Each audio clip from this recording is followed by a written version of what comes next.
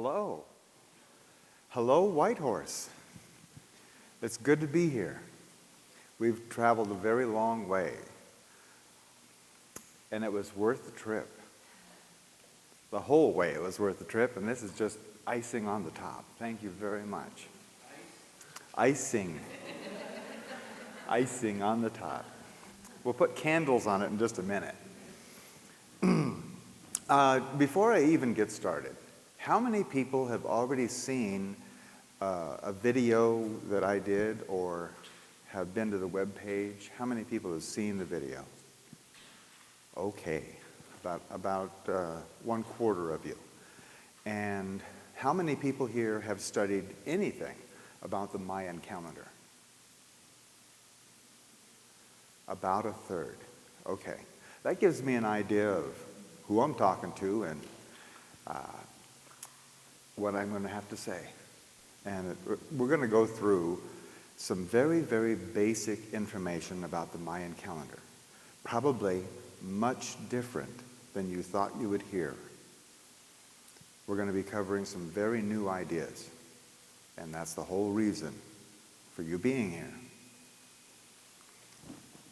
I want to make sure, like Madeline, my partner, said, if at any time during this talk, oh, and come on in.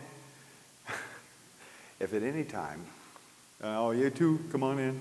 We've got some more people showing up. If at any time something isn't really clear, raise your hand, because this is not a lecture. This is a conversation. This is a two-way street here, okay? It is my job to make sure that you are imparted this information and that you understand it. It's your job to make sure that I'm doing that. Okay? All right. So what are we going to be talking about tonight? We're going to be talking about consciousness,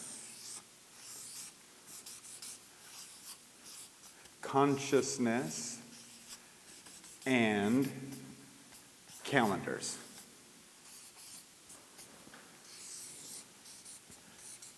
What is consciousness?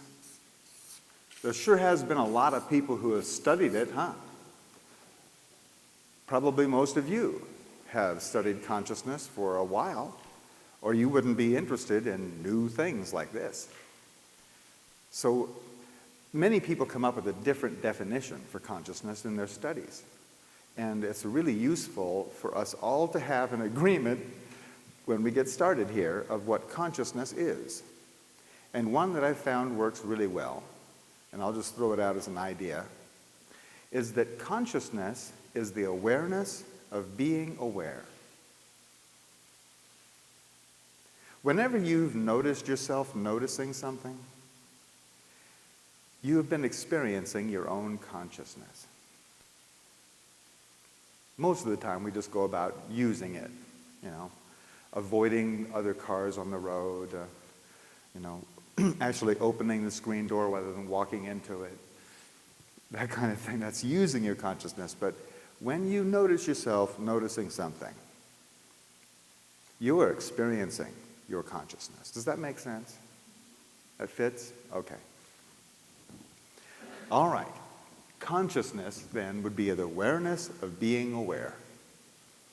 And then calendars. What is a calendar?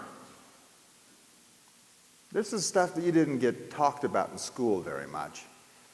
But a calendar is the absolute dead center of any civilization. It is the pinpoint center of any civilization. It's calendar. Why? Because absolutely everything in that civilization revolves around its calendar. Due dates, bill dates, when you're supposed to be at work, when you're supposed to go into grammar school, when you're supposed to graduate, how old you are. All of those things are relative to the calendar. including the evaluation of your performance. How many widgets can you produce by Wednesday? That's how valuable you are. It's all related to the calendar. A calendar is an agreement of a society or a civilization of what day it is or what time it is. And that is the absolute dead center of any civilization's consciousness. Your consciousness of what has come before or what will come in the future is all related to our calendar. Can you see how pivotal that is? In fact, it's a funny thing about consciousness. Consciousness always has a location. It looks sort of like this. Here's a pinpoint here, more like a target, that represents your consciousness. Your consciousness is oriented by two considerations. A consideration is a decision on how things are. Okay? These considerations, one of them is time, and the other is place. Time and place is the orientation of your consciousness. It's actually working right here and right now. Some time ago, you had the consideration that you would be at this talk. And ever since, you have been handling things that came up and your own considerations to where you would be in this place. This time and this place. It's been that way throughout your whole life. Time and place, time and place, time and place. So here you are, in this time and place. Welcome. As a matter of fact, you've probably noticed that different places have a different orientation to their consciousness. How many people have been to Vancouver? Okay. Does Vancouver have a different consciousness than Whitehorse? Yes. And when you were in school, you studied about different times, didn't you? And somebody in the 15th century, for instance, would have a different consciousness than you would, wouldn't they? There are things that wouldn't quite fit in their consciousness that you are using every single day. And there are certain things that they had to do every single day, like carrying water, for instance, that wouldn't fit so comfortably in your consciousness, would it? So different times have a different orientation of consciousness, as well as different places. But this orientation, this time and place, what this is, this operation, is it's actually establishing a thing called your viewpoint. Your viewpoint. This is your point from which you view the universe.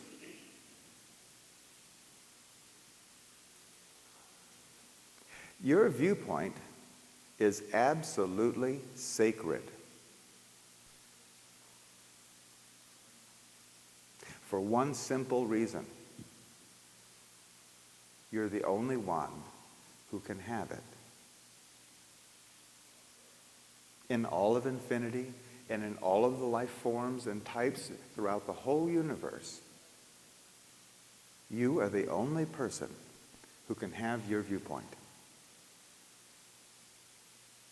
People can approximate or kind of agree with your viewpoint, but they can't have yours. As a matter of fact, you probably already noticed you can't even give yours away.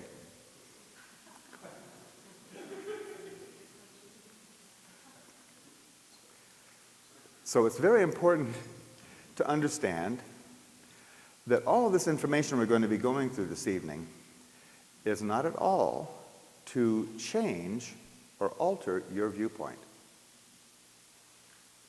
That's your job. We're only going to feed your viewpoint, and then you do with it what you will. Is that agreed? Okay. And I want to go into something very important right on the first page here. There is one law in the universe. One law. It's broken down into many others, but there's only one.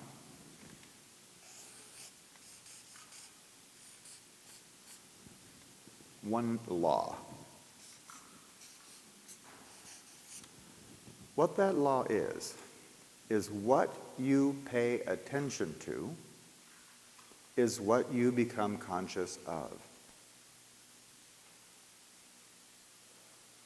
It doesn't matter if you're just a little kid with 3 ants on a stick, and that's what you're paying attention to.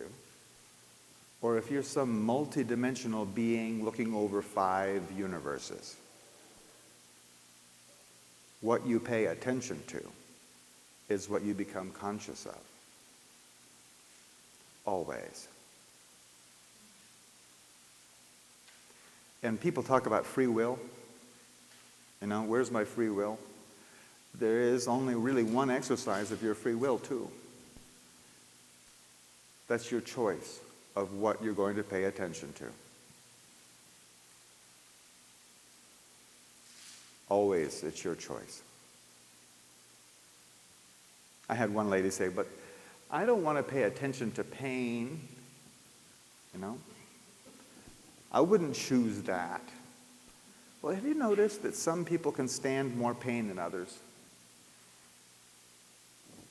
Some people go right on with a sprained ankle, and other people can't hobble another foot. Have you noticed that? Have you? Yeah. And sometimes you even can put up with more than other times, right? What is that? Sometimes you're paying more attention to the pain. Sometimes you're paying more attention to other stuff. And whose choice was it? So in all circumstances, your free will boils down to what you choose to pay attention to. Now we're ready.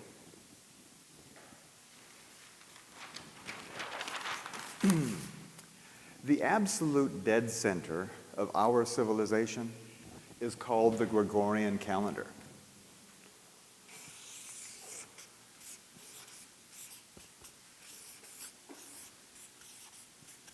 Gregorian calendar. It was actually put into place in 1582 by a guy named Pope Gregory. 1582 was called Year of Our Lord. Remember those old-time movies? You know, with the pirates and the crier comes through town and he's crying out, you know, this year, that year, year of our Lord. Okay. This Gregorian calendar was the establishment by the Catholic Church of what day it was. And what the Gregorian calendar is about is this.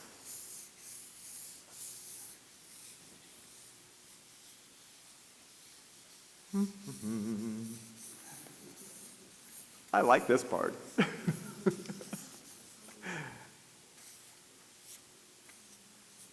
There. That's our sun. Okay? And around our sun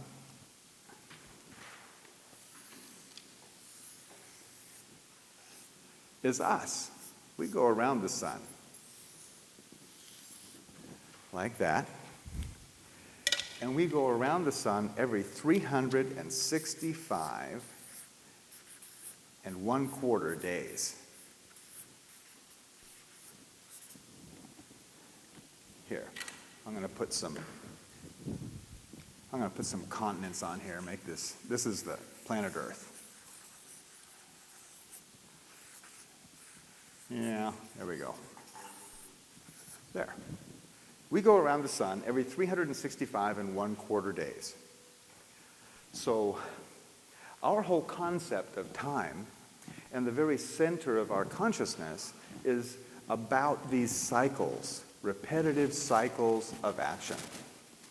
In fact, if you look up time in the dictionary, time equals motion. Motion of physical things. Okay? Now, the Gregorian calendar, I don't know if did you guys study a lot in history or did you go to sleep in history? I went to sleep in history, but I've since gained a really bigger appreciation. But the Gregorian calendar, if you've studied history, you know that the Gregorian calendar did not go down very easily with indigenous people. The Gregorian calendar went out with the Spanish and with the Catholic bishops, and they conquered lands and then told people what day it was. Most civilizations already had their own calendar, see? And then these guys come along and say, no. This is the day.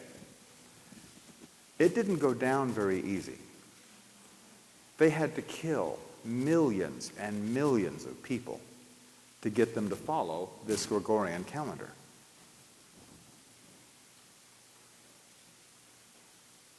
And what this Gregorian calendar was all about was the physical measurement of our orbit. And it turns out that this is a very, very insidious tool. You probably never thought that a calendar could be so evil.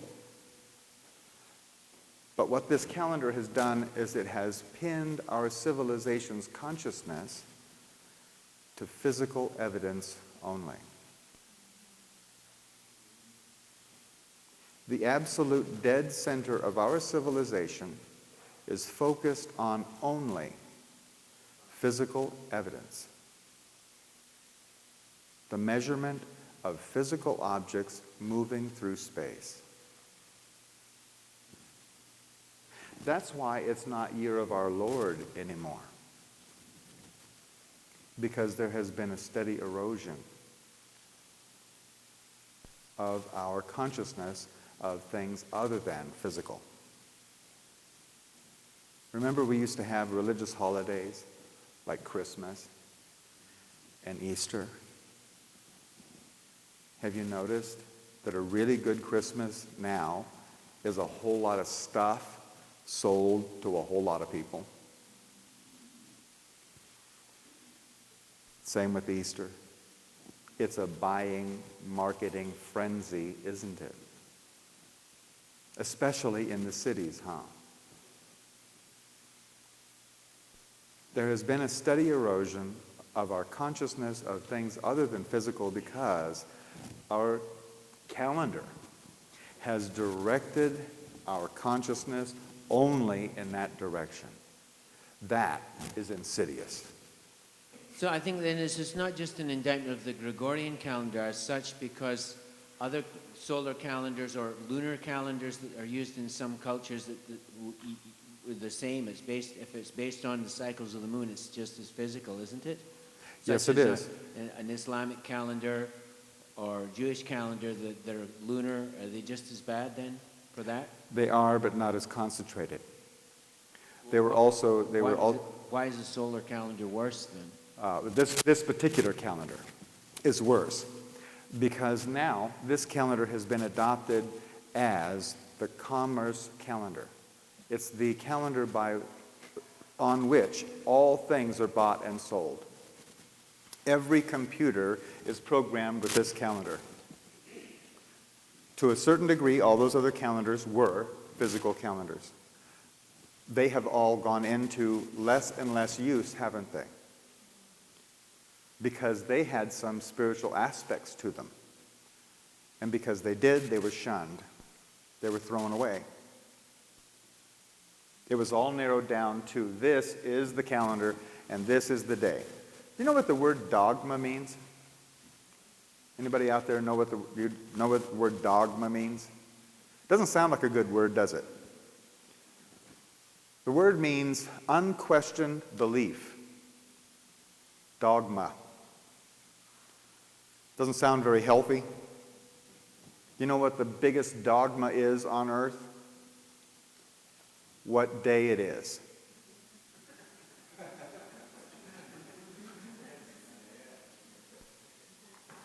Nobody even questions it. And if they should, that person's crazy.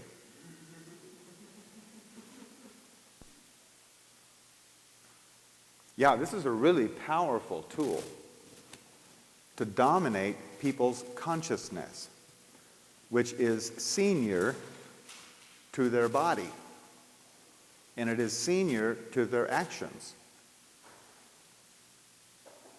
You see, there is a cascade of event. It goes like this: consciousness, then light, then thought, then action. Consciousness first, then light, then thought, then the event. In every case, in all ways. So, you control somebody's consciousness, you got them. Soul, mind, and body, you got them.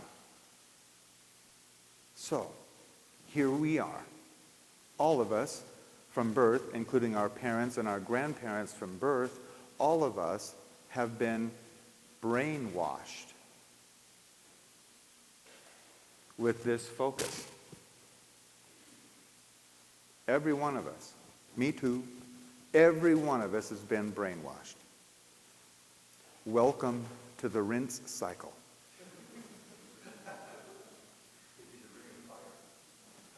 You see, first of all, you've probably heard about other calendars.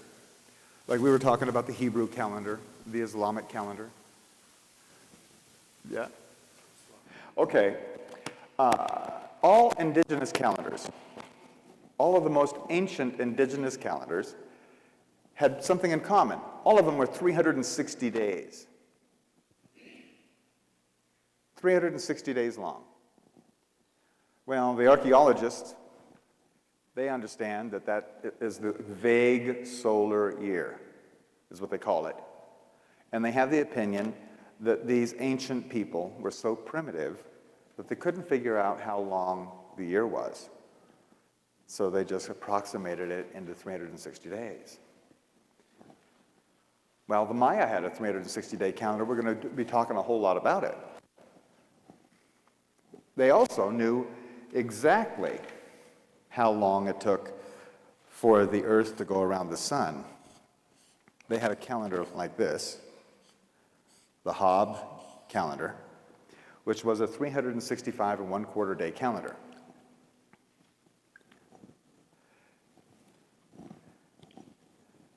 All these ancient civilizations had 360-day calendars.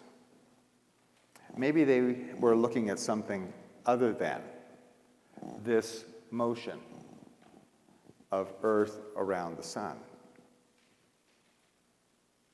Maybe they were paying attention to something other than physical evidence.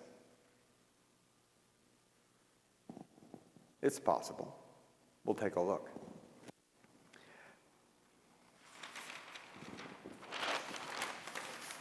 The Maya actually had two calendars at the very center of their civilization.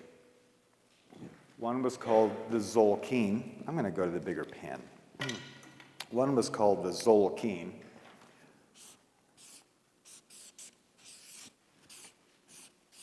Spelt like that.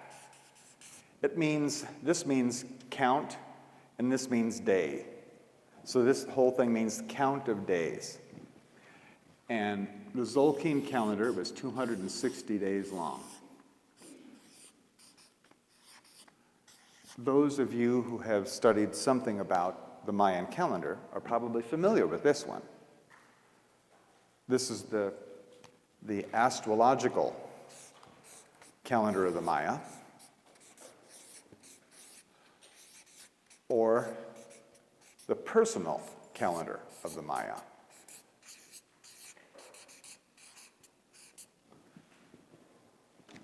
Now,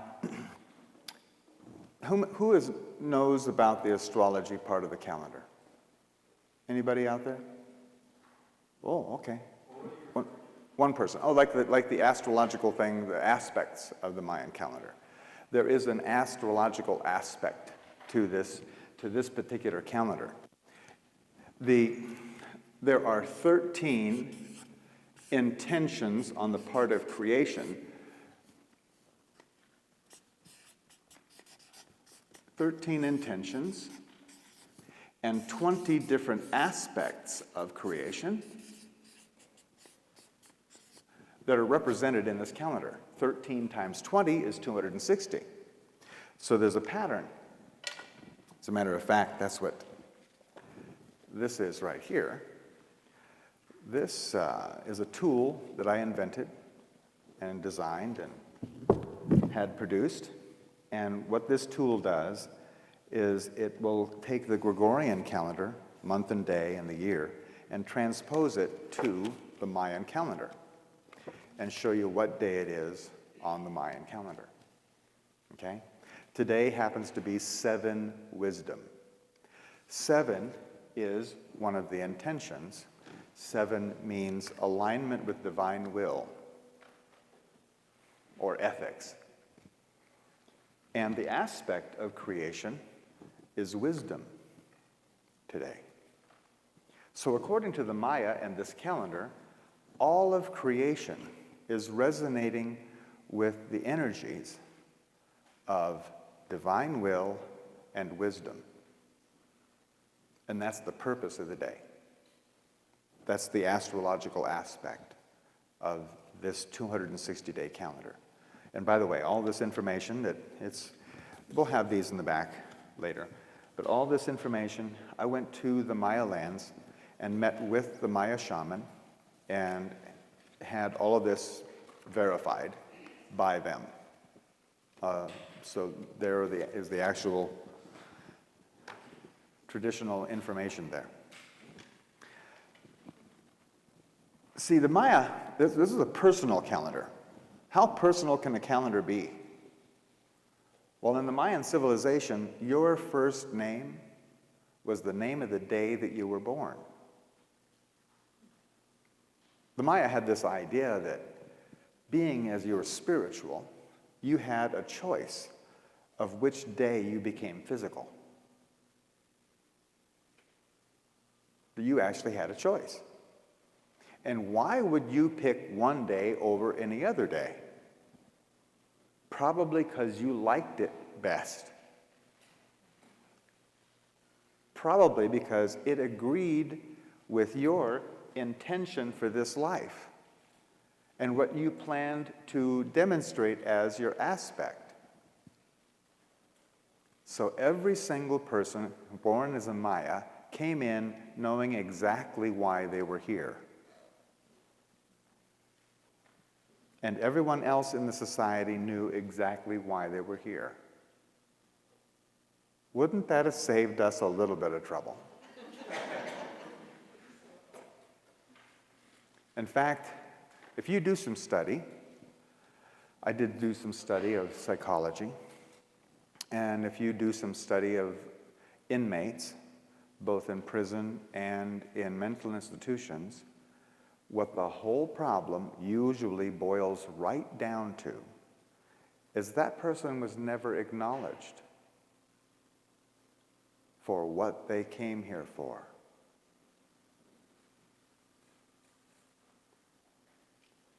In a lot of cases, they were blamed or something was, the reason you're here is make me miserable, that kind of thing. What they didn't get was acknowledged for why they chose to be here. The Mayan civilization ran very successfully for 5,000 years with this information, all the way up until the Catholic Church showed up and completely destroyed their civilization. The Maya are still there, by the way. There's over 8 million Maya who are living in Guatemala and the Yucatan Peninsula in Mexico. 8 million. They're not extinct. Not a lot of them follow their ancient traditions anymore, but some do. Then there's another calendar, another Mayan calendar. This calendar was celebrated every single day. Every morning, there was celebrations. Yeah. Question. Yeah. Microphone, please.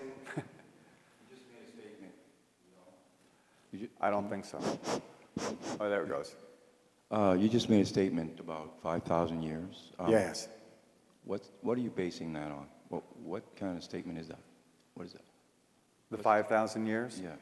It was from the pre-classic, and then the classic period, and then the civilization crashed, and then it went on into the post-classic period. So it was the blending of the Olmec and the Maya.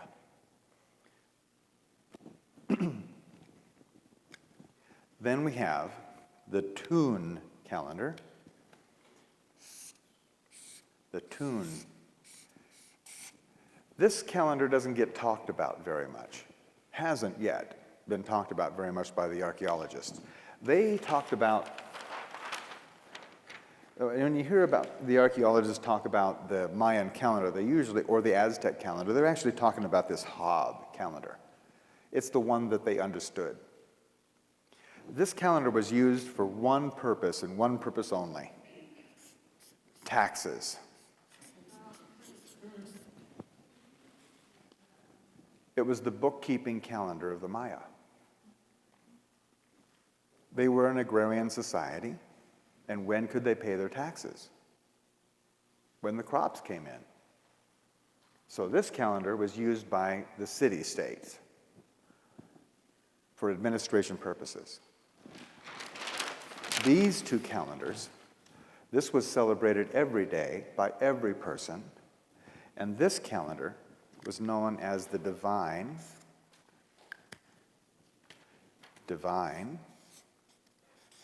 or prophetic calendar of the Maya. Have you heard about the Mayan prophecies and how phenomenally accurate they are and have been? This calendar, this Tune calendar, is where those prophecies were generated. It is a 360-day calendar.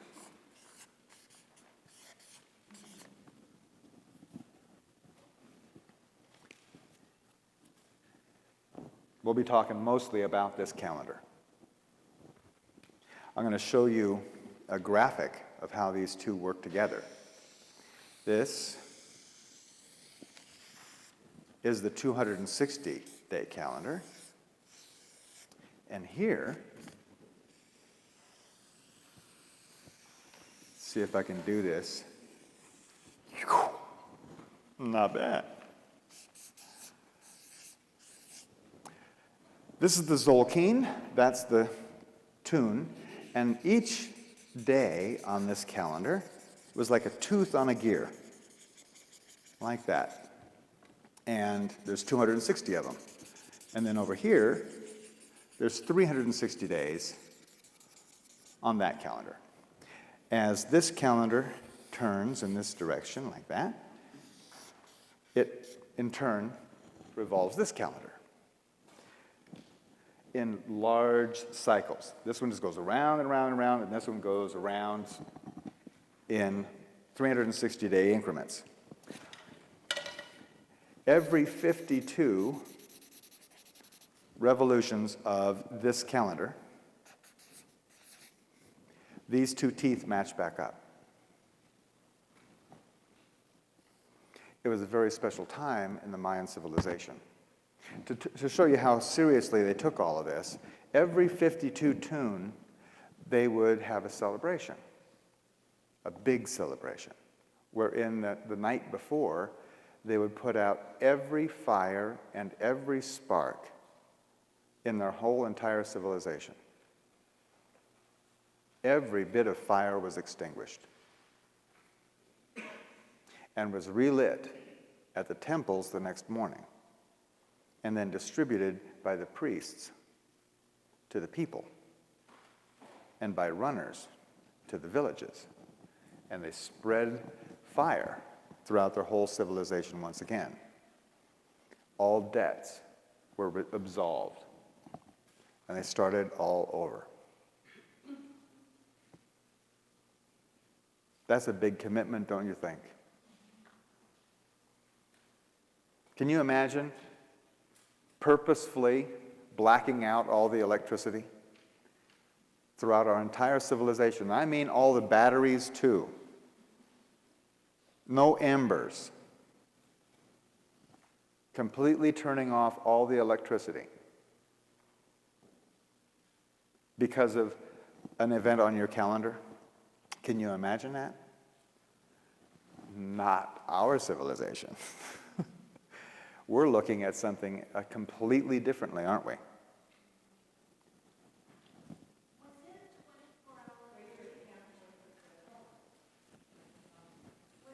When they put out every single fire, was it a 24-hour period that they went from? Like, how long a period was it that you said, like, from, was it dawn to dusk or what? Yeah. It was put out at night and then started the next morning. All of them were, every fire was extinguished from like noon on. They put out all the fires, so that night there was no fire. Okay? By the way, an interesting point that I'll touch on it now. We may cover it a little bit more in depth later. The Maya divided each day into 13 hours, not 24 hours. 13 hours. And then they divided those 13 hours, notice 13 intentions. Then they divided the 13 hours into what we would call minutes. Then they divided those 13 minutes into what we would call seconds. And then they divided those 13 seconds by 13, and that by 13, and that by 13, and that by 13, and 13, and 13, and 13, to where every single moment was individually divided by 13, infinitely. That was their understanding. So, this was very, very central to the Mayans' understanding.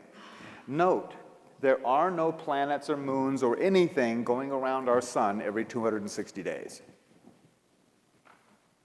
There are no planets or moons or any objects going around every 360 days either.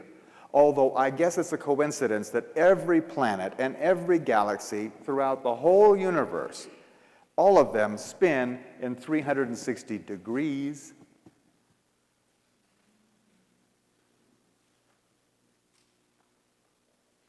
Our calendar only has to do with our speck of mud going around this little speck of light we call the sun in a sea of 100 billion stars in this one galaxy out of 100 billion galaxies in the universe.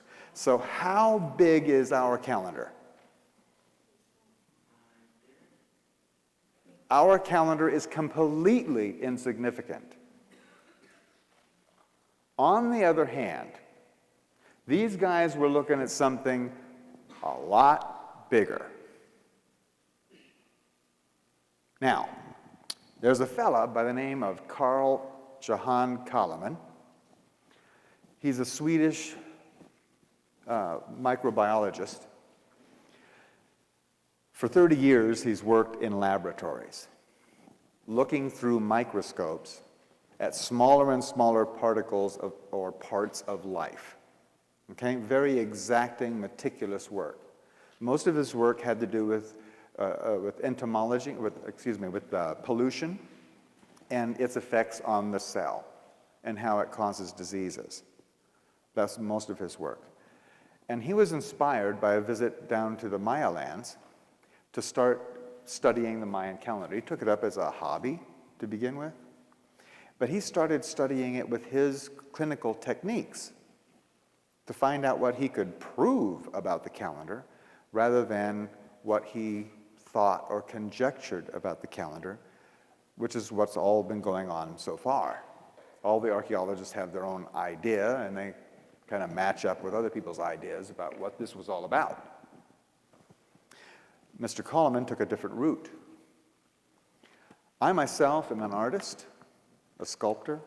I'm not an archaeologist or didn't even go to school much. I'm an artist, and I was approaching the calendar from more of a heart space or intuitive space. And when I came up with this, Coleman saw it in Sweden, and he sent me this. And we eventually met in Cancun. And when we put our two informations together, the product is this talk. Okay? What Coleman found is what these guys were timing.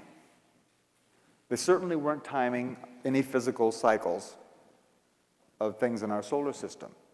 What were they timing?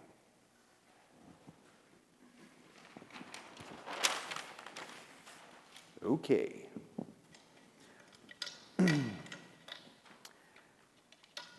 There's a stone in a place called Koba. I hope you can see this. Maybe you can focus in with the camera on this, so at least it's on the video. This is only one side of the stone. It actually goes over and down like this. It's big. This thing stands 12 feet high out of the ground. I don't know how much it goes into the ground, but it's 12 feet high. It's over 7 feet wide. It's that thick. Big rock. The archaeologists found it in the late 40s, laying face down in the jungle. And when they stood it up, it had all these carvings all over it, all these Mayan dates, and a king who stands right here. But all of these dates have to do with the Tune calendar. It's numbers of those cycles, okay? Numbers of times those cycles have happened. And it's big, big numbers. We'll be talking about it in a minute. When the stone was first stood up, the archaeologists did a rubbing of, a charcoal rubbing. And it's a good thing they did, because when the stone dried out from having laid in the jungle for so long, it just, you can't read it now. Madeline and I have been there. We've stood right by the stone. I kissed the stone. I really did. And you can't read anything on it. In fact, when it was first rubbed, the archaeologists didn't know what it meant either. But since we have then translated the writing, and now we can read it with the aid of computers, you can read it just like a newspaper. And what that stone says is the structure of the Mayan calendar. The Mayan calendar is in 9 different levels. Okay, does that look like a pyramid to you? That's good. That's why all those pyramids down there are all 9 levels. Because those big structures that the Maya built out of stone were ceremonial centers to approximate or to show people the progression up this ladder or up these steps. I'm going to write bigger. It also shows that each one of these levels is subdivided into 13 individual sections.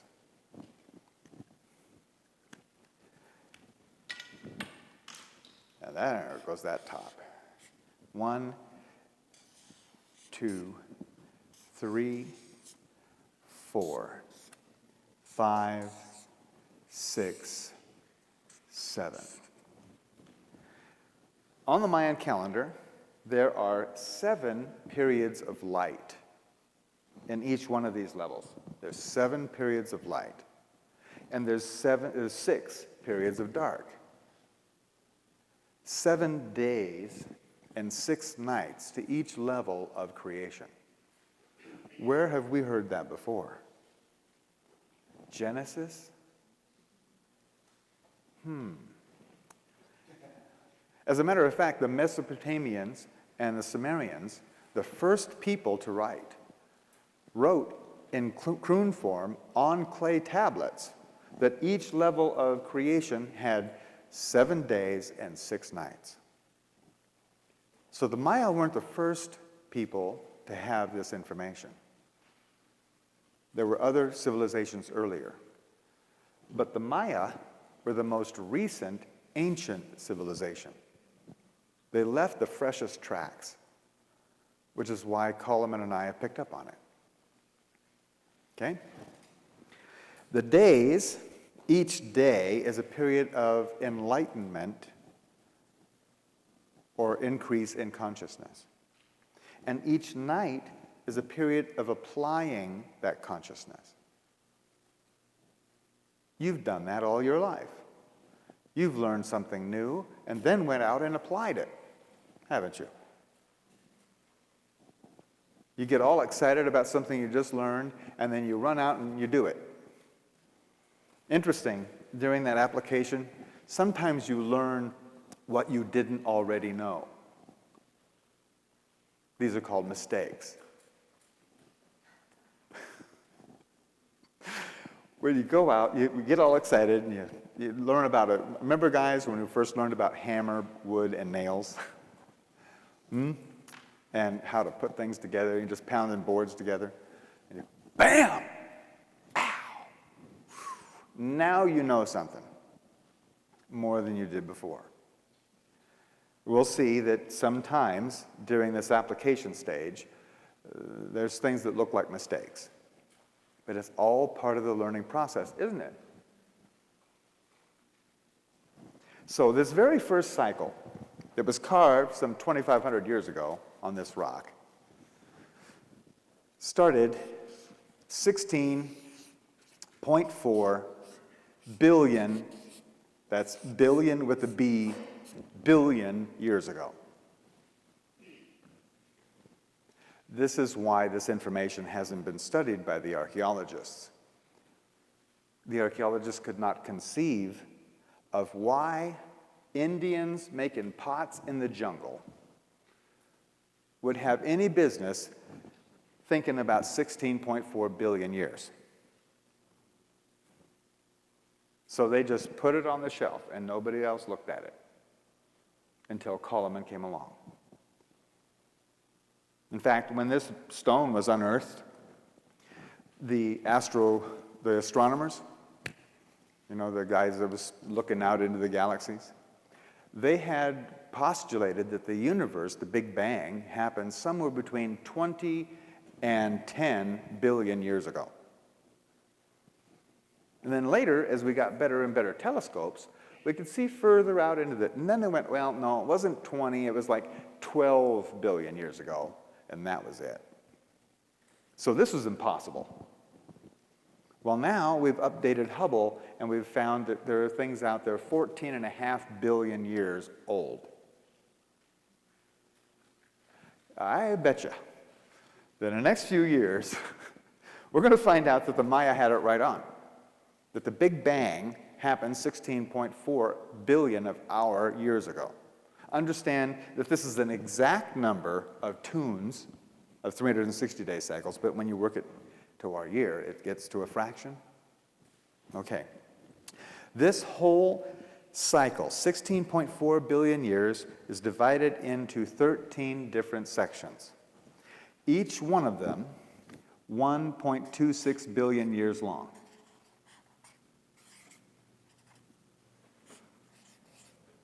So a day in this cycle was 1.25 billion years. And each night lasted for 1.25 billion years. Okay? Each one of these has a particular intention in creation. We won't go into that right now, but each one of them has a particular intention. And has followed all these intentions all the way across. This cycle has a name for its product, what it produced. It's called the cellular cycle, because way over here at the very, very end, in this last section, in the 7th day, what happened 1.26 billion years ago is the first live cell on this planet. Now, up until that time, consciousness was very busy. Consciousness was busy creating or doing business. You know, it had a particular mode by which it was operating. And it was operating in the mode of action, reaction. I'll just abbreviate it here. But action, reaction was this whole cycle. Chemical, gravitational, frictional, all of the physical laws that we understand and still use today, all of those things were established from the Big Bang forward.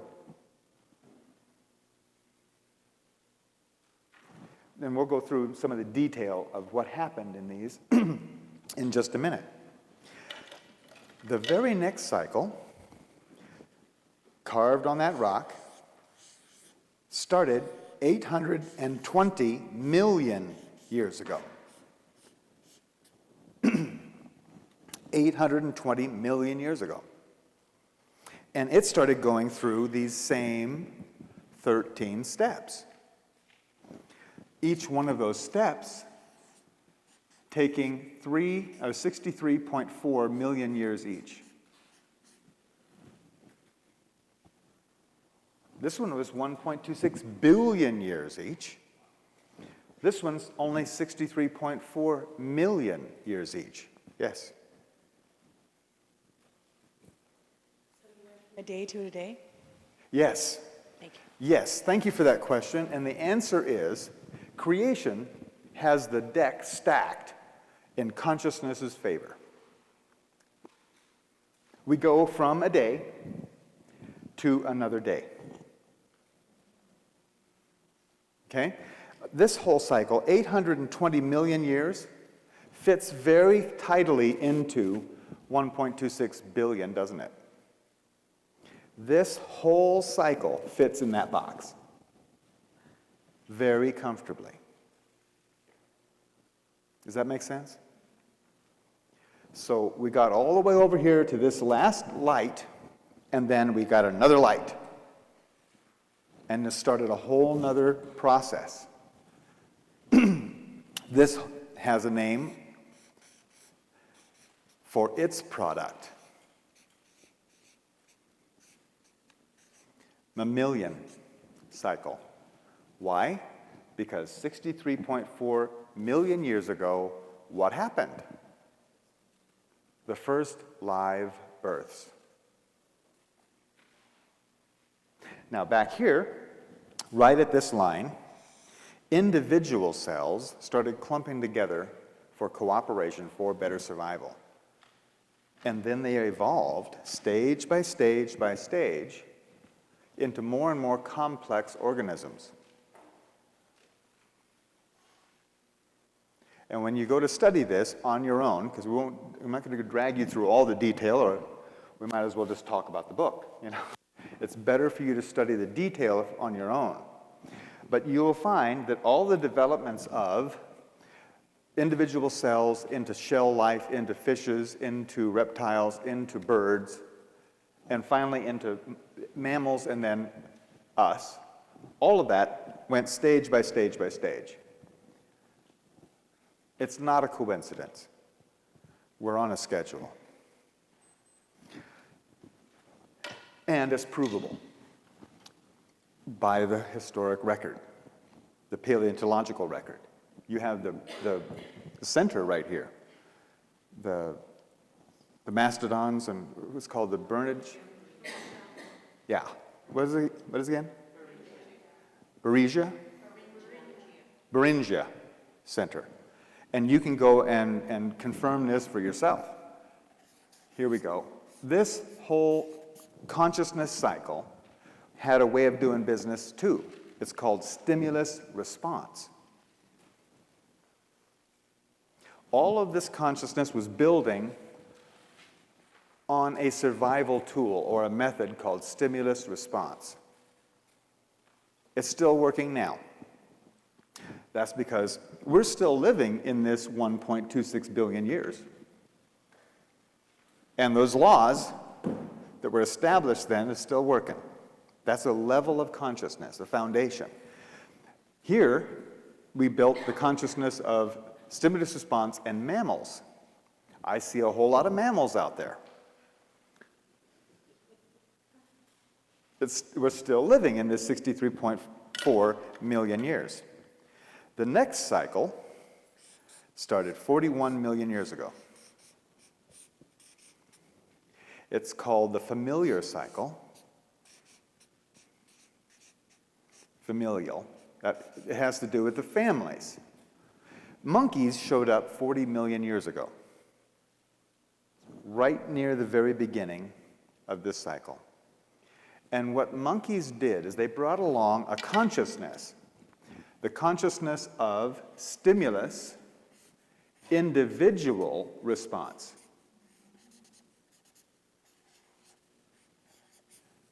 Individual response. Down here, we had hives and nests and swarms and schools and herds and flocks. And you've seen enough wildlife to know if you startle them, the whole herd, boom, off like a shot, right? The whole school of fish, the whole pile of ants. It's all stimulus response, everybody goes. In this case, though, in these stages, each one of them 3.2 million years long. The monkeys and their ancestors and their ancestors and their ancestors built the concept of family. What's the difference between a family and a herd? The recognition of the individual. And it is definitely a survival tool. You're much more flexible as an individual, much more choice of how to survive rather than being one of the pack. Right now, I dare say, in our societies and world, there are a lot of people who would have you give up your individuality. Get in line, sit down, shut up, and become one of the pack. Don't do it.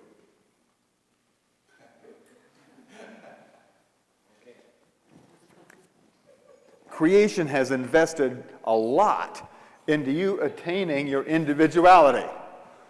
Don't throw it away. Thanks. Okay, 2 million years ago, we started a new cycle. This is called the tribal cycle. Not so coincidentally, 2 million years ago, right at this line, Australopithecus showed up, the first tailless ape. A really distant ancestor of ours. But as we came through all these 13 stages, we went further and further toward Homo erectus and then Homo sapien, which showed up 160,000 years ago. Each one of these is 160,000 years. So 160,000 years ago was the beginning of this seventh day, and that is when Homo sapien showed up. We are on a schedule. Now, this whole cycle was producing a certain kind of consciousness or a tool for survival, and that was similarities and differences. The mind. Here, we put down the tail and picked up the mind as a survival tool.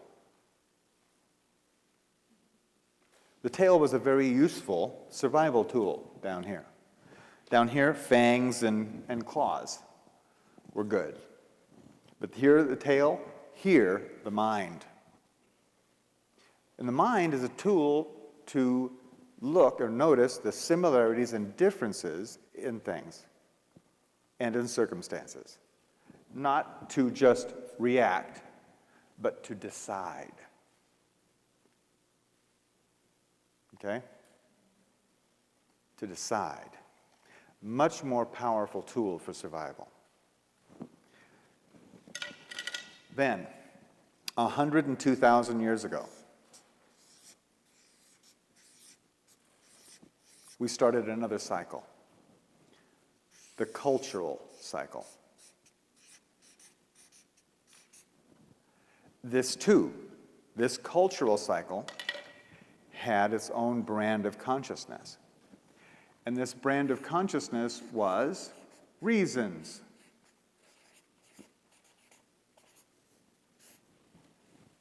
Now, it started off in the caves, way back here, 102,000 years ago. People huddled around the fire in front of the cave. And one guy, who eventually would become called the shaman, he came up with the reasons for things. He came up with the reason for rain, the reason for stars, the reason for the moon, the reason for fire. He had the reasons. If you really, really look at it, the basis of culture is shared reasons. Like an Islamic person, the reason he lives is for Allah. A Christian, he lives for Christ. That's his reason. The foundation of all cultures is shared reasons for things. And what happened here is these cycles, each one of these different divisions, each of them being almost, I'm rounding it up, but they're almost 8,000 years for each one of these days or nights. What happened way over here, 8,000 years ago, we developed agriculture. Agriculture.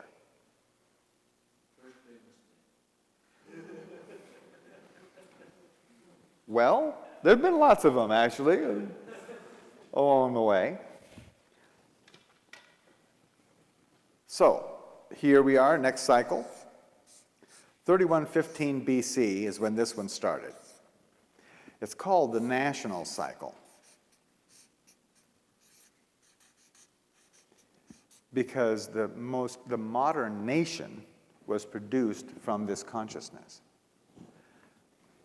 Each one of these steps or stages is 397, almost 400 years. 3115 BC, by the way, is when we learned to write. So all of this is her story, and from here on up, it's his story.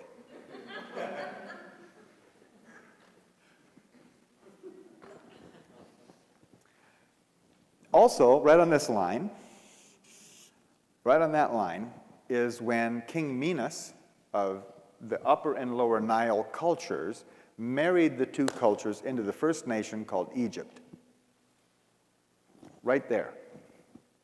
And ever since then, there has been this evolution of the concept of nations, borders, tariffs, armies.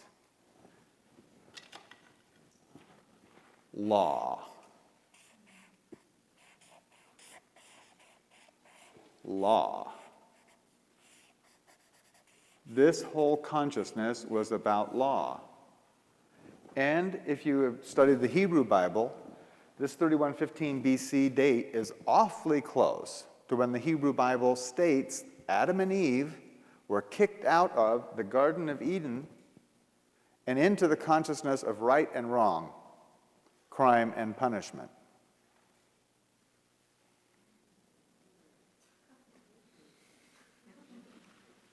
You see, down here, there wasn't right or wrong. There was just reasons. There was reasons for things. There were certainly consequences for your actions. They happened for reasons.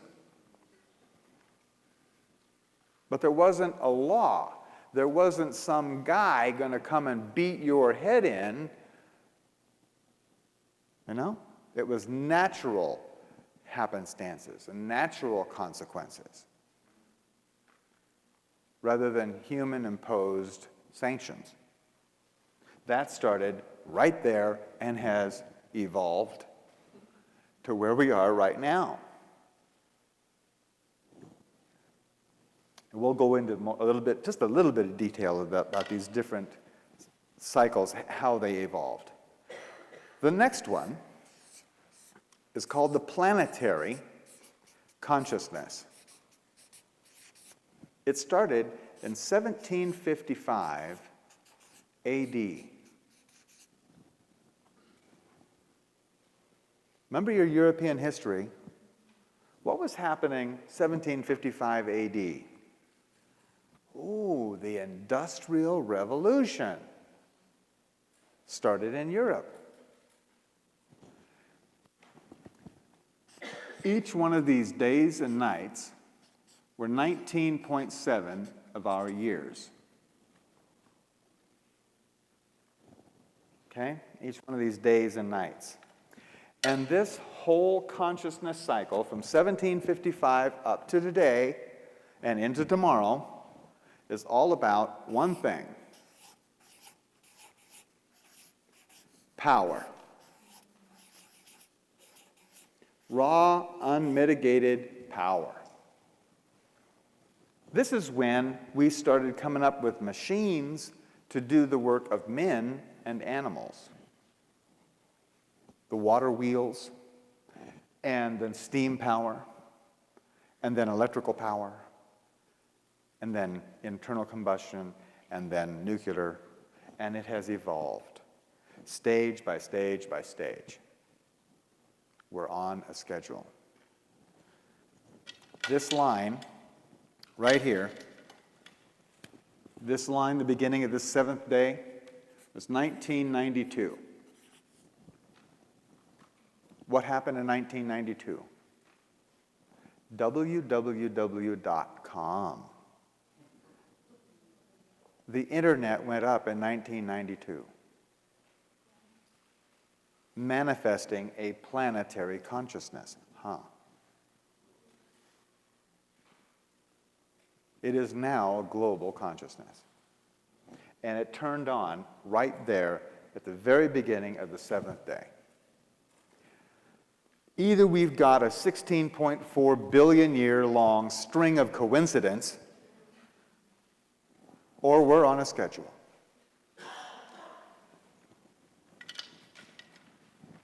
The next cycle on that rock is one that we've just recently started. It's called the galactic consciousness cycle. If you think I'm kidding, get over that. Do we have a national consciousness? Are we living as part of that? Do we have a planetary consciousness? The galactic consciousness cycle started January 5th, 1999.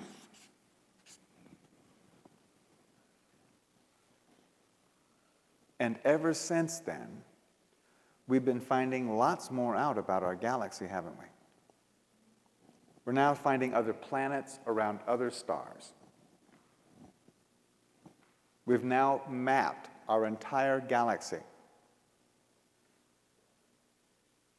We now know the density of the center of the galaxy. We have discovered the black hole in the center. We're finding out a lot more, much, much quicker than ever before. And these days and nights, each day and each night lasts for 360 days.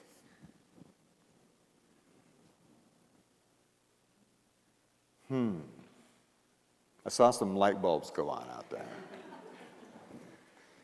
Let me go ahead and do this one right here. I'm going to go into what is coming. There's another cycle coming. The universal consciousness cycle. Again, I'm not kidding. universal consciousness cycle. It begins on February 10th, 2011. During this consciousness cycle, each one of these shifts and changes will last for, or will take 20 days.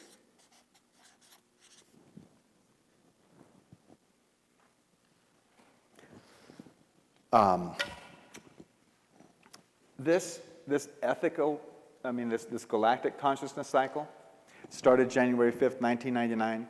It has a type of consciousness that it is operating under or developing. And that type of consciousness, in case you haven't already noticed,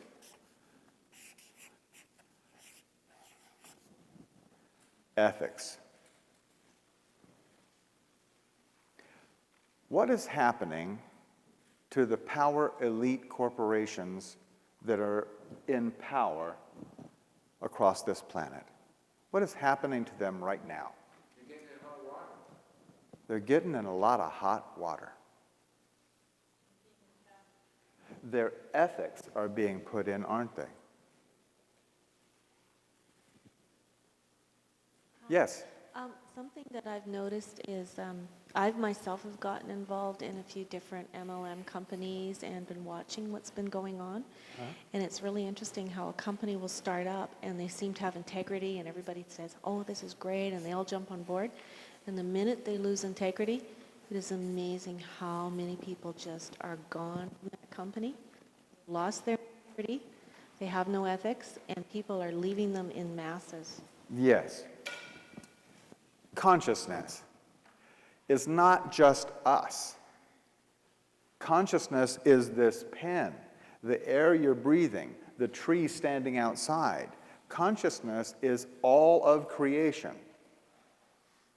It's not just people. Consciousness is everything. Just a moment. Really get the mic over here. Consciousness is everything, and everything is oriented to ethics. Yes? What was the event that precipitated the advent of the galactic consciousness? There wasn't, a consciousness first, then event. It goes consciousness, light, thought, event. Well, remember what you were doing January 5th? January 5th of 99? Do you remember what you were doing? As a matter of fact, that's when you were first hearing about Y2K. That's when that consciousness that your systems that you're dependent upon are not all that reliable was planted during that period of time. That consciousness that the power you rely on is not the end all of your existence, and that it could all go away in just a microsecond. That consciousness was January 5th, 1999, if you were looking for an event, okay. And we've come further and further along. Right now, by the way, we're in this cycle. We're in the third night. We'll talk much more in depth about this particular stage that we're in right now. In this cycle, we're down there. Okay? This universal consciousness cycle will have its own purpose, and that purpose is conscious co-creation.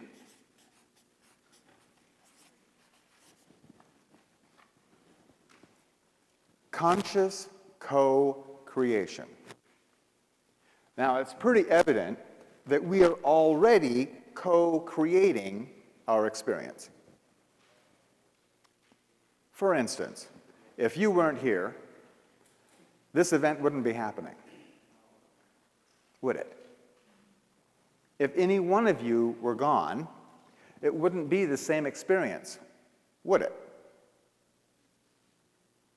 So we are all co-creating our experience all of the time. We're usually not as conscious about it as we could be, though.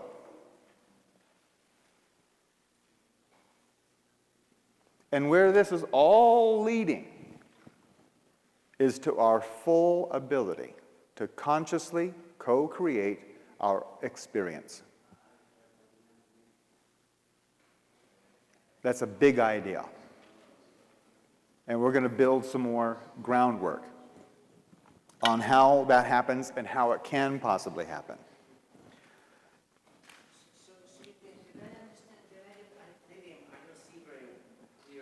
Can we have the microphone, please?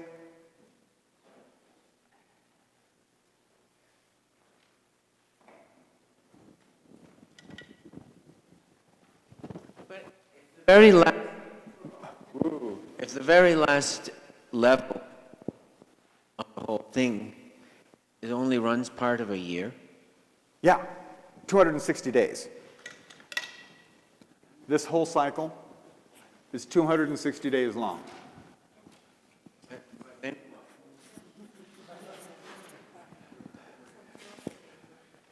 The question was, okay, after that 260 days, then what?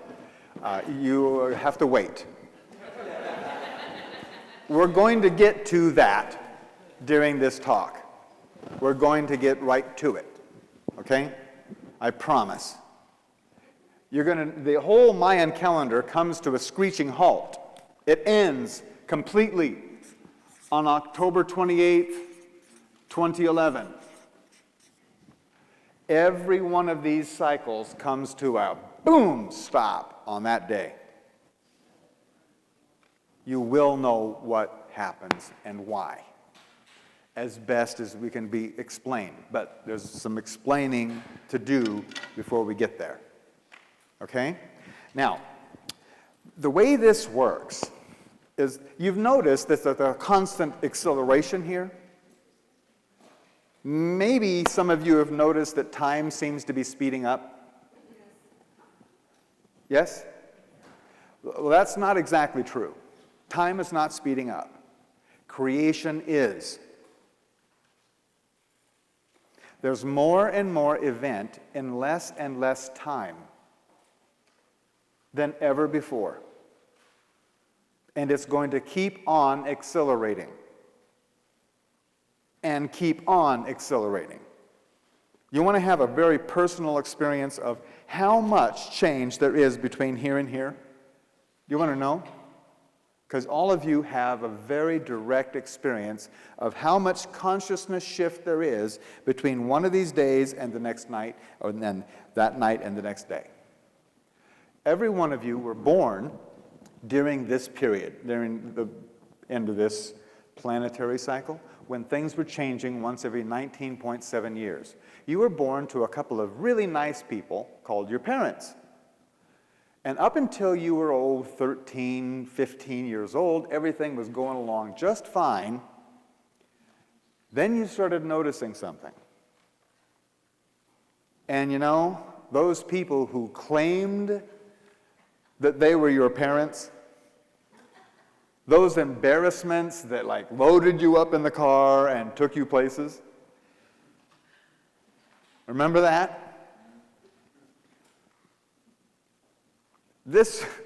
That difference of point of view.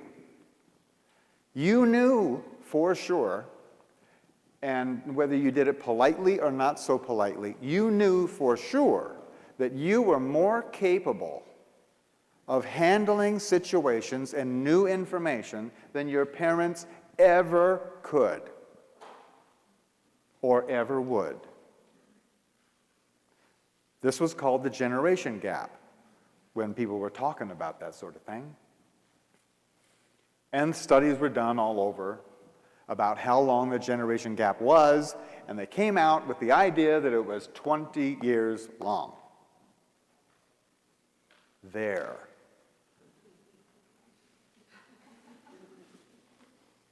That's how much consciousness shift there is between one of these days and one of those nights.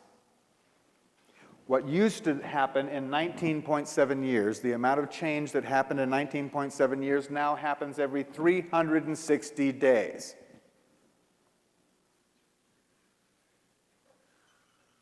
Does that answer a couple of questions of why you feel a little overwhelmed from time to time?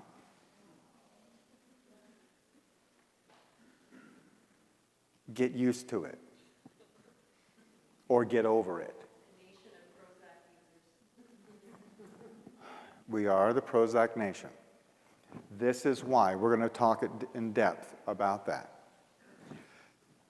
The reason I said either get used to it or get over it is because here, what used to take almost a year, the same amount of change will be happening every 20 days.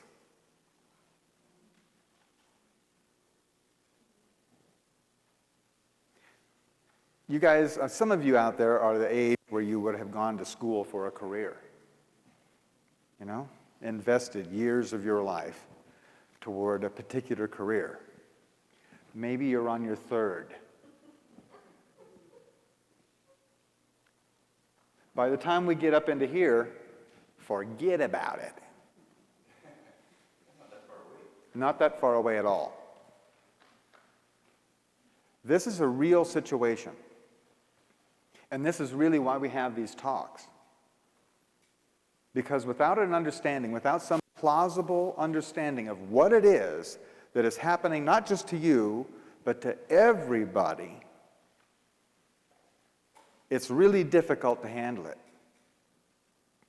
And the more people do understand, and the more in depth you understand, the easier it's going to be to go through these transitions. You see, there's two things that are going on here. And then I'm going to go into some more detail, a little bit more detail. There's the good things and there's bad things. The bad is that you were getting overwhelmed. The good is that there's more and more possible to occur all the time. Things that were completely impossible, miracles, things that would never happen back here, now are your daily life, like cell phones, for instance. Video phones, that kind of thing. So I want to take and show you that this process, it's like a constant acceleration. I mean, a constant from here all the way through it accelerates. And then it starts accelerating from here and goes in faster and faster and faster. But each time it's 20 times faster. What happens is, imagine you're in a big semi-truck, sitting still in a parking lot. When you take off, you're going to take off in first gear, right? And you're going to go faster and faster and faster and faster until you're getting going as fast as you can in that gear. Then what do? You put in the clutch. That's this point right here. You put in the clutch, you reach for another gear, you let out the clutch, and you accelerate into that next gear. Very mechanical. I hope that that builds a good picture, because what we're going to be talking about. It accelerated from the Big Bang, accelerated faster and faster and faster, all the way up to this fifth day. Now, you understand that things were bashing into one another and blending in solar systems, exploding and all that, all the way up till about 5 billion years ago, which was this fifth day. What happened then? That was the birthday of our solar system.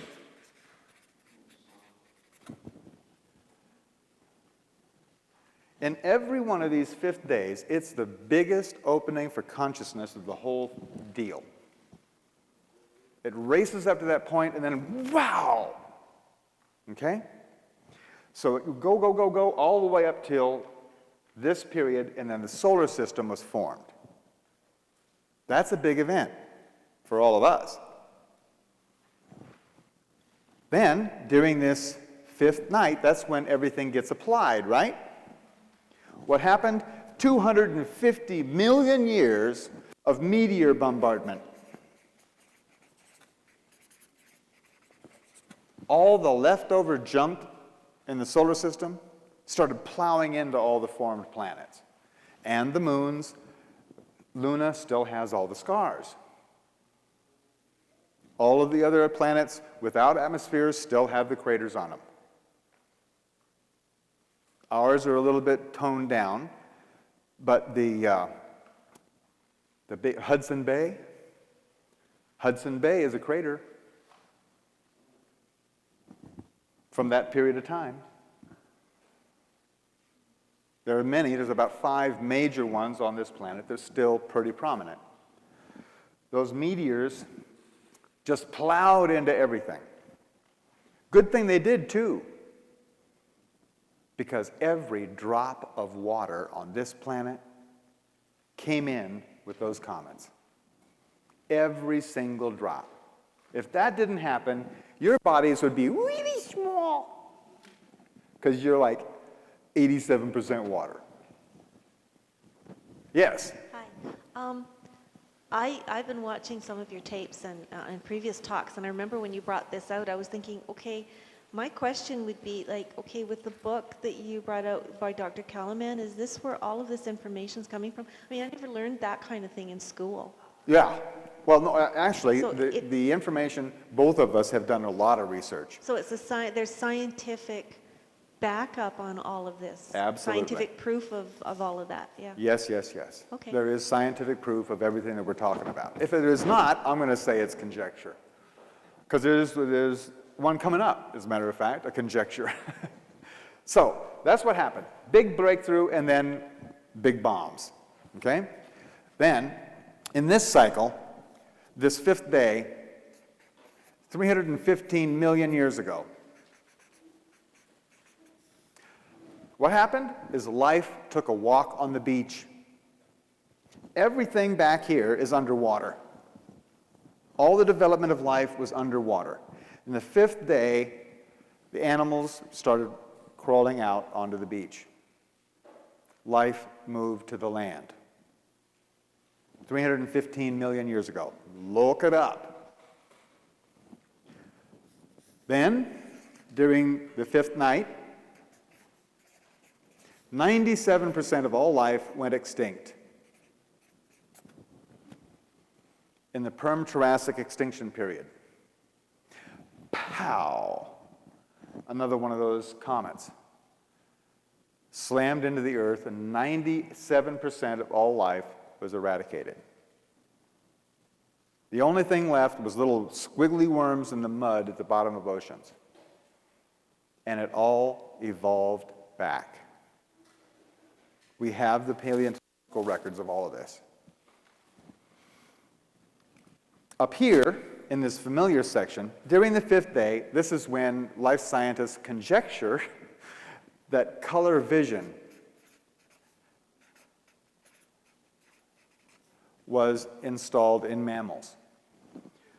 Color vision came in right then. And right here, during this 5th night, we don't know what happened. We don't have any conclusive data of anything that occurred there, but the monkeys made it, or we wouldn't be here. Whatever they went through. But here in the tribal cycle, this 5th day is 800,000 years ago. And something very special happened during this 5th day. Very important. Fire. It's when the Homo erectus got the consciousness of fire. All over the world, all the different places, it was sort of like the 100th monkey syndrome. Within some 3,500, 4,000 years, everybody had the consciousness of fire during that 5th day. It's a really good thing, too, because 68,000 years ago, 680,000 years ago, we had the Ionian Ice Age.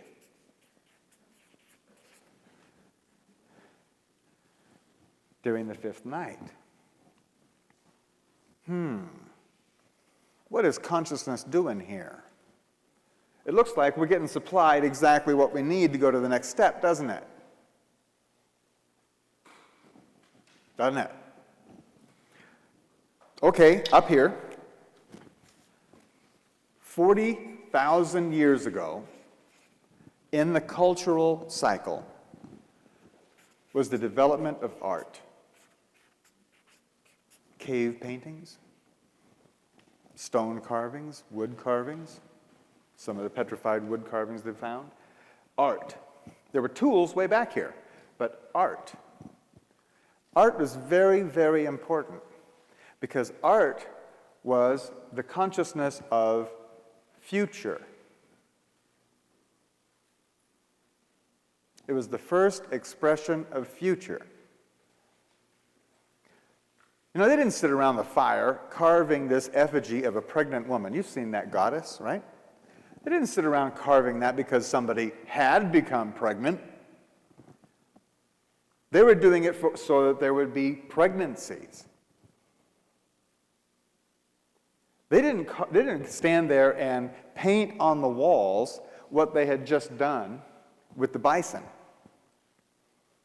They were stating that as a prayer. It was magic. It was shamanism. They were predicting their future. Why did a caveman wear a bear claw on his, or tiger's tooth or whatever? It wasn't so much a totem of what he had accomplished. It was so the next time he met a bear, he'd go, look at that. He was looking into the future, to use that power in the future for his survival. And that's what art was all about. It wasn't decorative. It was shamanic for the future. Then, 32,000 years ago, was the fifth night. And what happened 32,000 years ago? Neanderthal went extinct.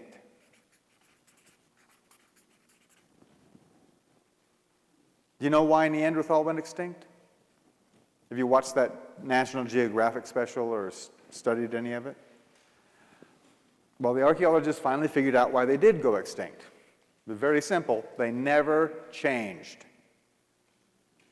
For 100,000 years, they used the same tools, chasing the same bison, living in the same caves in the same valley. They never changed. They didn't travel. They wore the same style of clothing. When they were interacting when they started interacting with Homo erectus, then they started actually copying some of the jewelry and things. But they never took off because they never did art on their own. They couldn't imagine a future. So they didn't have one. They never changed. So they were off the bus.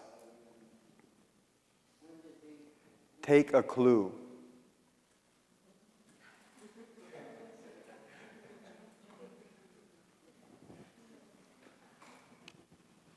Okay, back here in the national cycle, this date right here is 40 AD. This line is 40 AD. What was happening 40 AD? Who had just died? Jesus had just a little while before, yeah. But he was here and he had a certain message for everybody. And that message basically was, you're all divine. Every single one of you are the sons and daughters of God. And no one has any business getting in between you and him to do your speaking for you. No king, no priest, no governor, no one has any space between you and God. That was his basic message. And that message, remember these is 397 years, almost 400 years. Here we go. We'll draw it like that. During this period of time, the message of Christ, not him, but his message was spreading out all over the world. That consciousness was being spread over that 400 years. And right here, this time period, the fifth night, was started at 416. Actually, it started 413. In 416, Rome fell.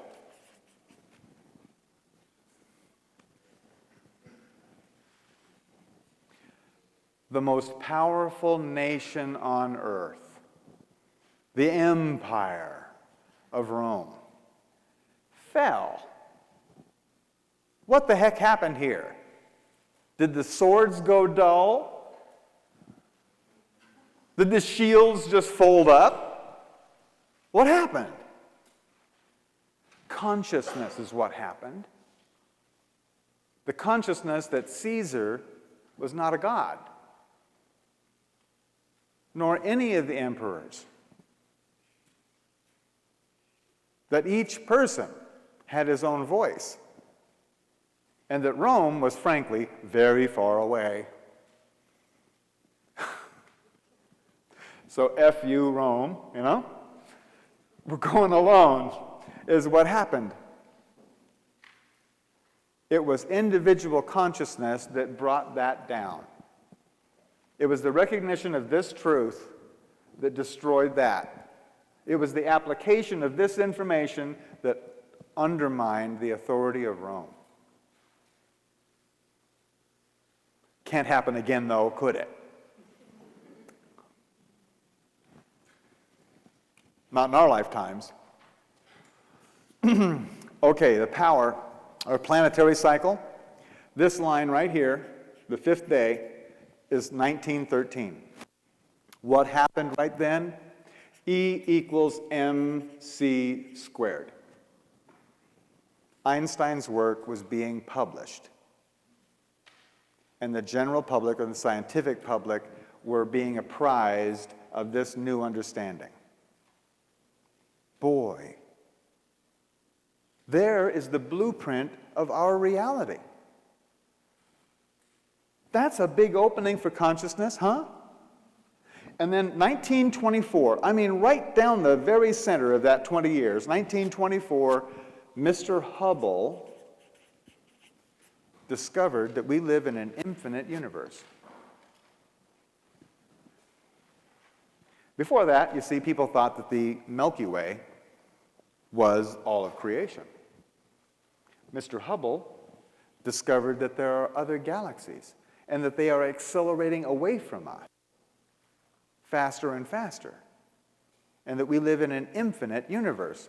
In an infinite universe, absolutely everything is possible, isn't it? Nothing impossible in infinity.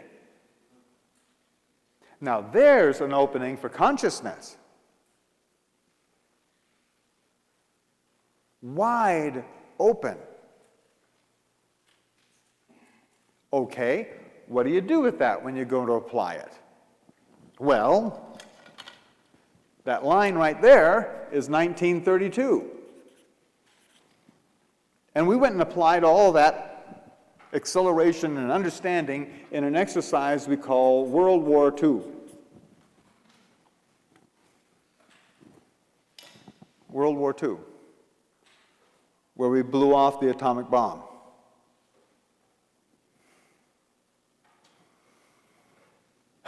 And brought upon ourselves the weight of the responsibility that we could be the last.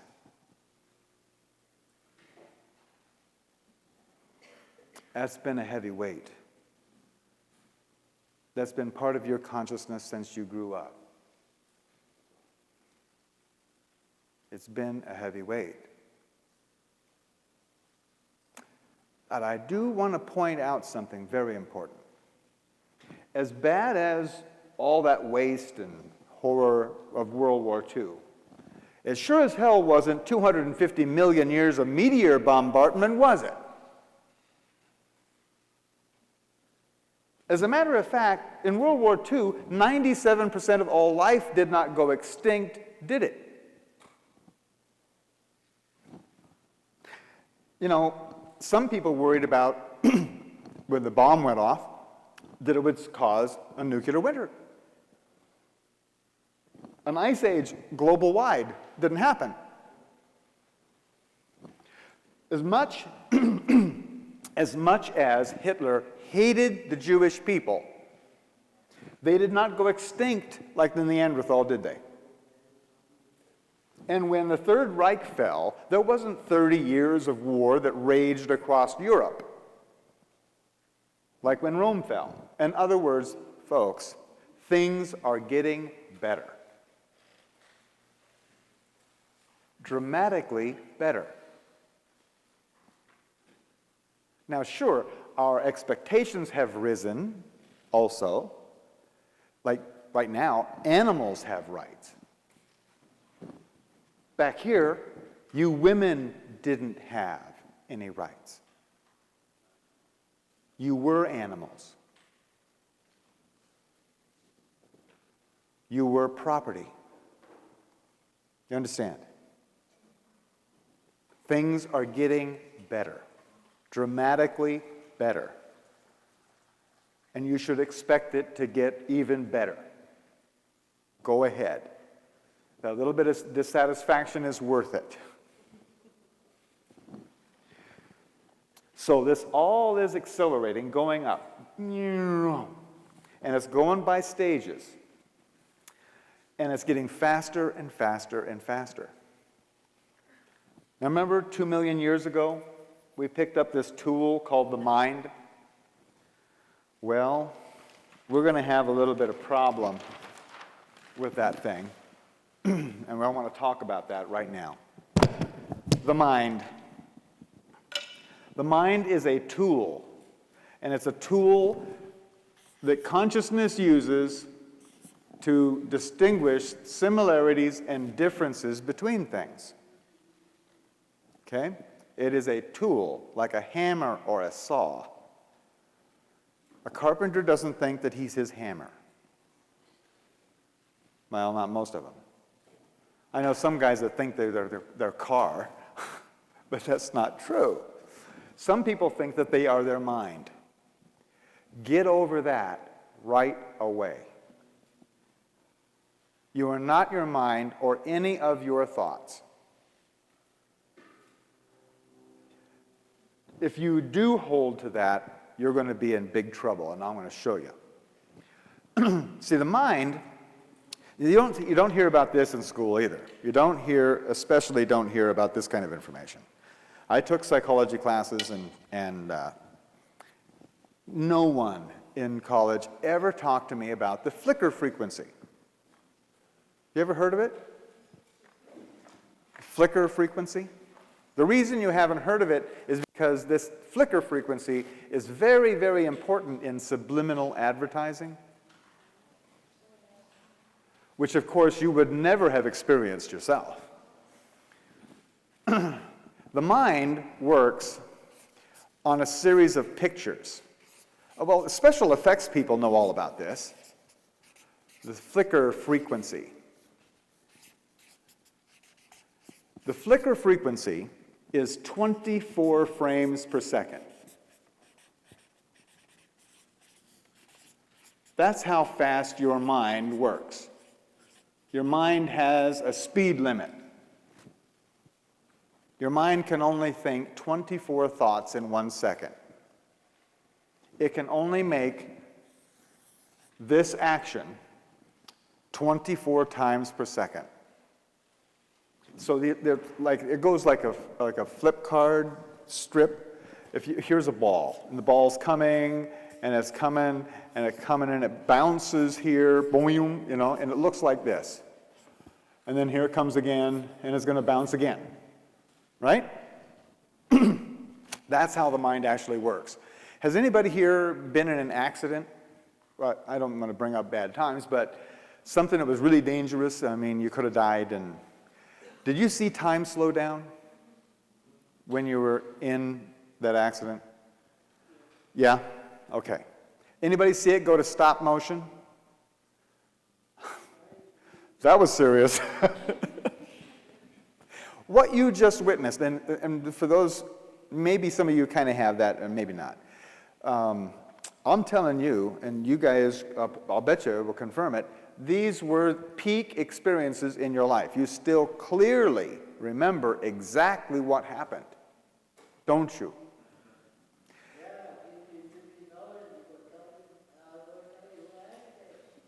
Oh, yeah. And the reason that was so powerful an experience is because it was a demonstration that you are not your mind. That your consciousness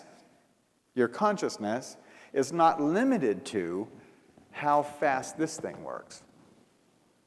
Very powerful information. This flicker frequency, 24 frames per second, is as fast as your mind can work. The mind is a tool supposed to do a job of seeing the similarities and differences so that you can make decisions concerning your survival. Now, when the mind, which is a self-preservating mechanism, when the mind understands that it can't do its job or it's not adequately able to make good decisions about your future, it's got a built-in, evolved-in safety override. A safety override system. And it goes in stages. The first stage of that safety override is called stress. When your mind is not sure of what's coming, it sends your body a signal. This is your walk away response. You're supposed to get up and walk away. Animals have this down really good. A dog will smell something weird and just get up and leave. Us, on the other hand, we have had parents and teachers and now employers who would not have us just get up and walk away, right? So, we have adapted to stress. As a matter of fact, stress is a character evaluation on you. How much stress can you handle? That's right. Because if you could handle more stress, you'd go further up the corporate ladder.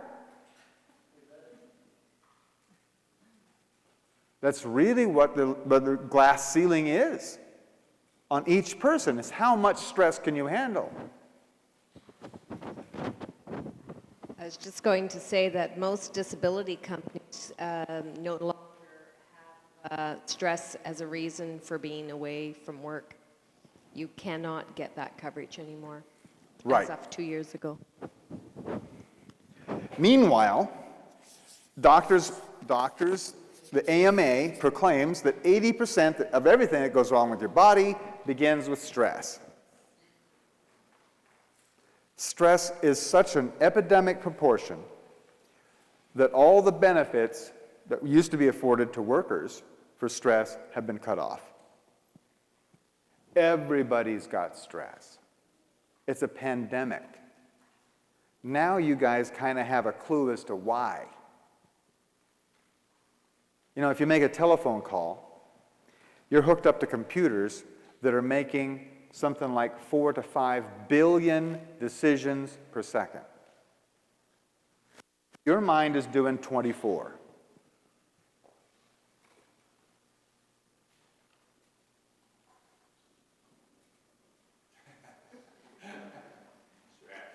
Consciousness is moving at least 5 billion decisions per second. You understand that consciousness is as fast as you can realize? So now we're talking about nanoseconds, which is 1/1,000th of a second. I mean, 100,000th of a second. Wow. Consciousness has just sped away from your mind. It used to be when this territory was settled, the people who settled it built everything in their house. From the foundation to the floor, to the windows, to the bunk bed, to the chairs, the tables, everything they built with their own hands, didn't they? Except maybe the pump and the skillet. Everything else, they built it. They had a certain amount of knowing about all of that. They knew about how to do it. Go ahead, go home and build a light bulb. That kind of thing is a source for stress. When your computer goes down, there's a whole lot that the mind doesn't know about. And it generates this stress. It's, like I said, it's a pandemic everywhere. Okay, so you're supposed to handle the stress. You're supposed to adapt to stress. And the stress builds. And we've just seen that this acceleration continues to accelerate, right? So what's next? If you don't handle the stress, then you go into this. The mind does this. It goes into the fight or flight. Now, here, all logic, this is suspended. There is no similarity or difference anymore.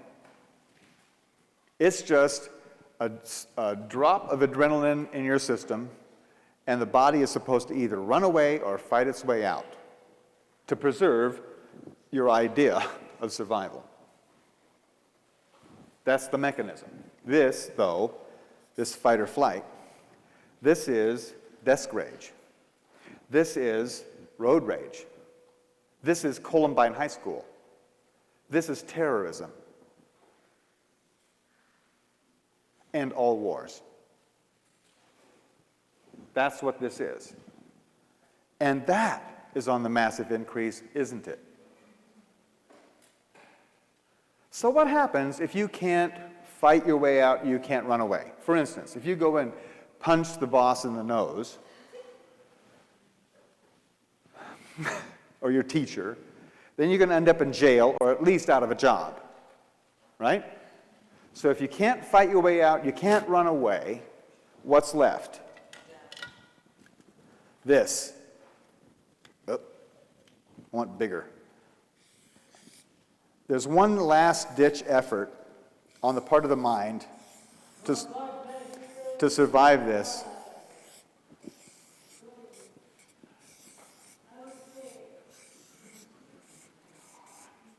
Unconsciousness.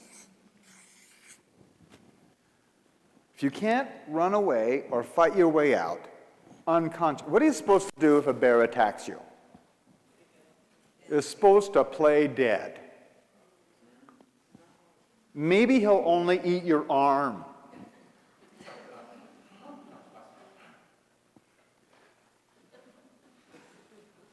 You've seen other animals use that technique, haven't you? Just, they get caught and they just turn over on their back, put their belly up in the air and their legs, and they play dead. It is a survival tactic. It just also happens to be the mother of all addictions and the father of all suicides. Basically, this is a denial of experience. And the Southern Belle don't faint dead away, thump. What happened here? No one clubbed this woman in the head. She just decided to deny the experience, didn't she? All addictions are a person's chosen method to remain unconscious. And it doesn't matter if it's alcohol, or if it's drugs, or if it's work, or gambling, or shopping, or sitcoms. All addictions are a chosen method to stay unconscious. And how many people do you know, yourself excluded,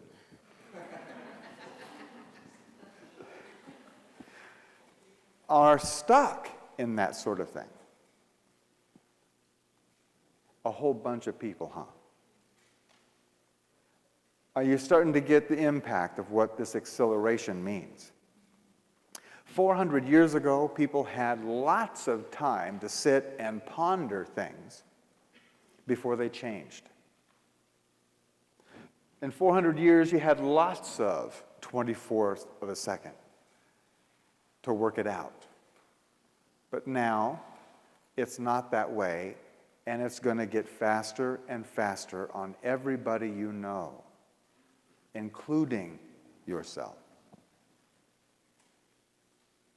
This is a serious situation. This is why the world looks like it's going to pieces, because it is. The mind was not built for speed. It was evolved when things were going a lot slower.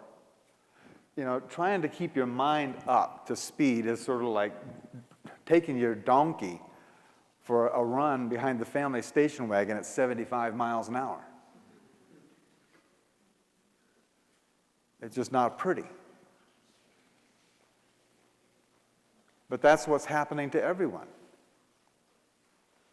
And it's going to get even more dramatic in the future. Okay? So, we're going to replace the tape.